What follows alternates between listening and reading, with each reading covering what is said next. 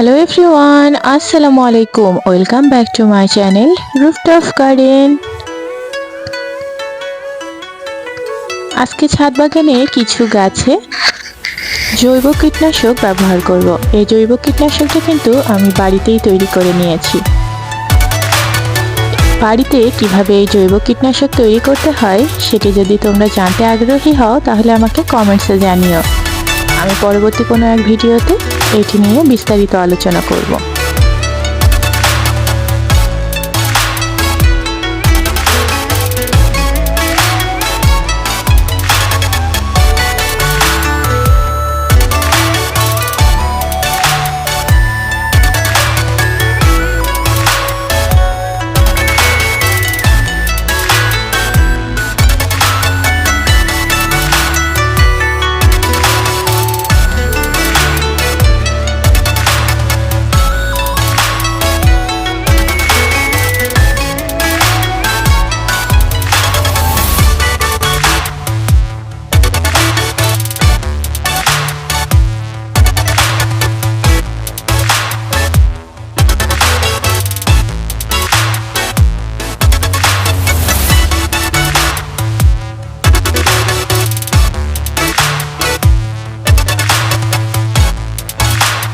বাড়িতে তৈরি এই জৈব কীটনাশক ব্যবহারে আমাদের কোনো ক্ষতি হয় না। আবার আমরা যেদিন জৈব কীটনাশক ব্যবহার করছি ঠিক তার 2-1 দিন পরে ফল হারভেস্ট করতে পারি, এতে কোনোই সমস্যা হয় না।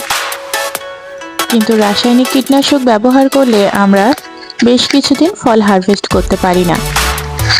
নির্দিষ্ট সময়ের আগে ফল হারভেস্ট করলে এতে আমাদের শরীরে নানা রকম ক্ষতি হয়।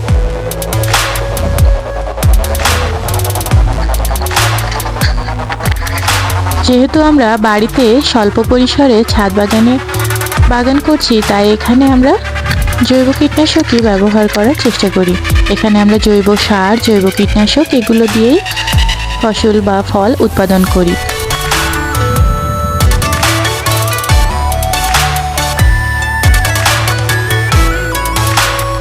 আমাদের ছাদে সমস্ত গাছপালা অর্গানিক খাওয়া দাওয়ারই বড় হয়।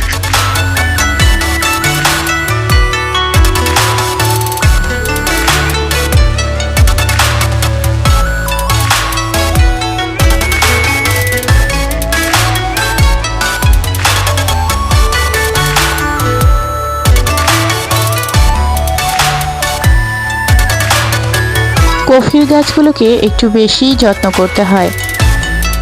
এগুলোতে পোকামাকড়ের আক্রমণ একটু বেশি হয় অন্যান্য গাছের তুলনায়।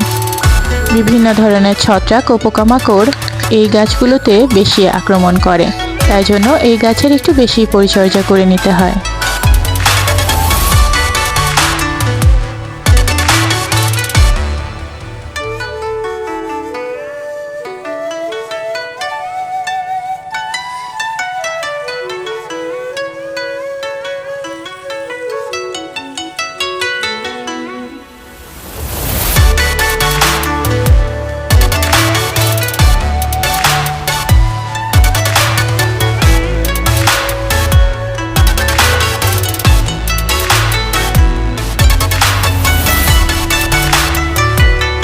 বাড়িতে তৈরি এই জৈব কীটনাশক ব্যবহারে পরিমাপে যদি একটু কম বেশি হয় তাতেও কোনো ক্ষতি নেই। যেহেতু এটি সম্পূর্ণ অর্গানিক জিনিসপত্র দিয়ে তৈরি করা হয়, তাই এটি বেশি হয়ে গেলেও গাছের কোনো ক্ষতি হয় না।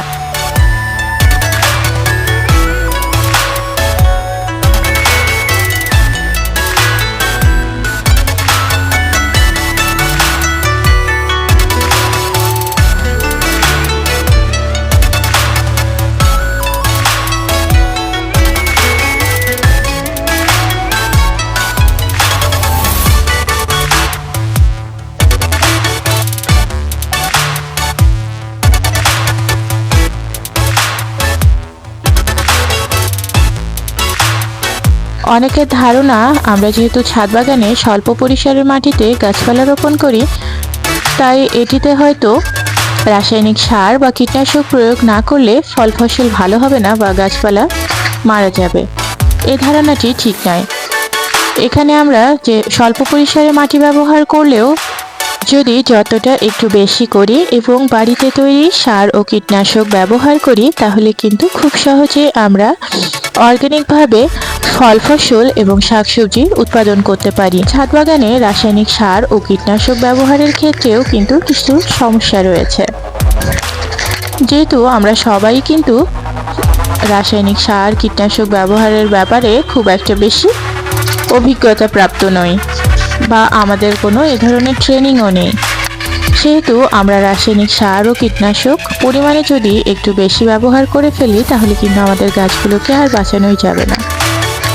এই জন্য রাসায়নিক সার ও কীটনাশক ব্যবহারের চেয়ে আমার মনে হয় সবচেয়ে বেশি সুবিধাজনক হচ্ছে বাড়িতে তৈরি। একটু কষ্ট হবে বটে, তবে বাড়িতে তৈরি করে যদি আমরা জৈব সার ও কীটনাশক ব্যবহার করতে পারি তাহলে এর চেয়ে ভালো আর অন্য কিছুতেই নেই।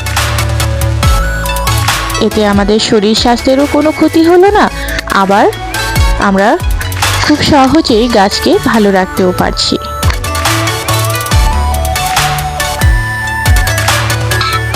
এখন যেহেতু শুকনো মৌসুম চলে এসেছে তাই এখন কিন্তু গাছে প্রতিদিনই পানি দিতে হয়, না হলে গাছের গোড়া শুকিয়ে যায়।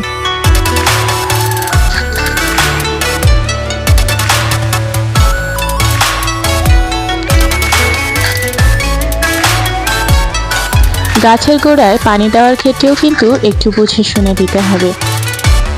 গাছের গোড়ার মাটি যদি খুব বেশি ভেজা থাকে তাহলেও কিন্তু শিকড় পচে রুটরট হয়ে যাওয়ার একটা সম্ভাবনা থাকে।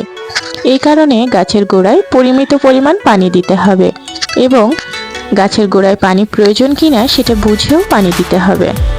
অতিরিক্ত পানি দেওয়া ঠিক না।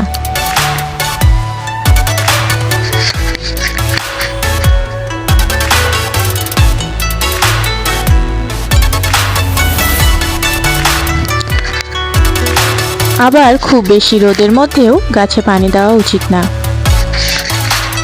আমরা সবসময় চেষ্টা করি গাছে বিকালবেলা পানি দিতে, সন্ধ্যার একটু আগ দিয়ে। এই সময়টা গাছে পানি দিলে গাছের গোড়ার মাটি ঠান্ডা থাকে এবং গাছে পানি দিলেও কোনো ক্ষতি হয় না।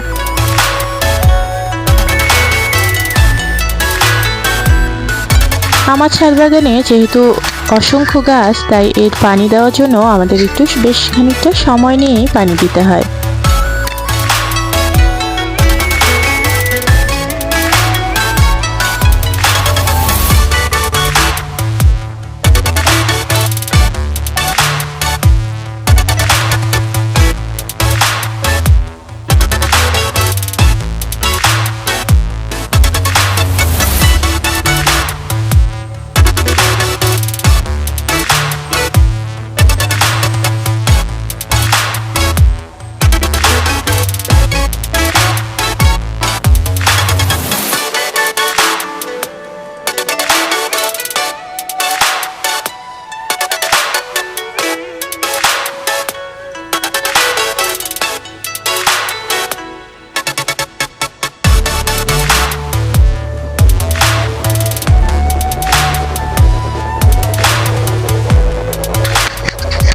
আমার চ্যানেলের ভিডিওগুলো যদি তোমাদের ভালো লেগে থাকে তাহলে প্লিজ লাইক, কমেন্ট, শেয়ার এবং সাবস্ক্রাইব করো। তোমরা আমার পাশে থাকলে আমি আরও নতুন নতুন সুন্দর ভিডিও তৈরি করতে আগ্রহী হই।